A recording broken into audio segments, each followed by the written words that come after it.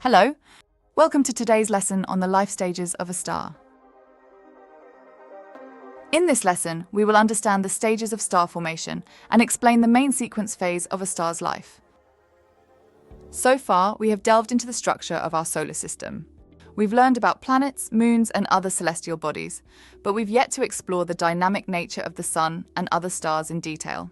Building on this foundation, we can now explore the complex life cycles of stars, which will deepen our understanding of space physics and the forces that shape our universe. Let's get started. Focusing on how stars begin their lives, we first have nebula, the birthplace of stars. Every star, including our Sun, starts off in a region of space known as a nebula. A nebula is essentially a vast cloud comprising mostly of hydrogen and helium gas, along with dust. These elements are the fundamental building blocks required for star formation. A nebula appears as a giant, often beautifully colorful cloud in space. Within a nebula, gravity acts as the primary driving force, causing clumps of gas and dust to collapse inward. As these materials come closer together, they form dense regions, each of which can potentially become a star. The second stage is protostar.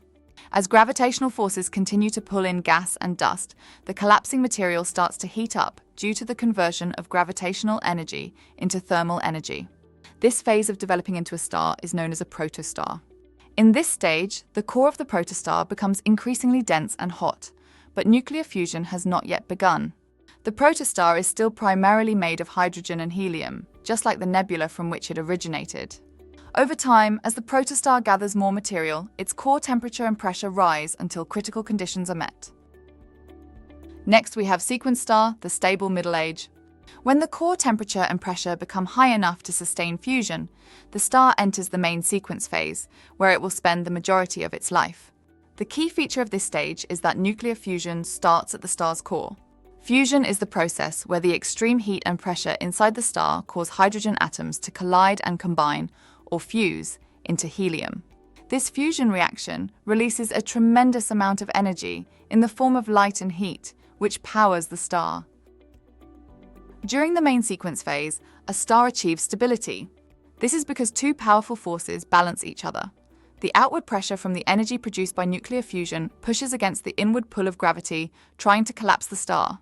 As long as the star has enough hydrogen to fuel the fusion process, it maintains this delicate balance, shining steadily. This balance is critical to the star's stability, as too little fusion would lead to gravitational collapse, while too much would cause the star to expand uncontrollably. Our Sun is currently in its main sequence phase, steadily fusing hydrogen into helium, and has been doing so for about 4.6 billion years. It will continue in this phase for several billion more years, providing the energy necessary for life on Earth.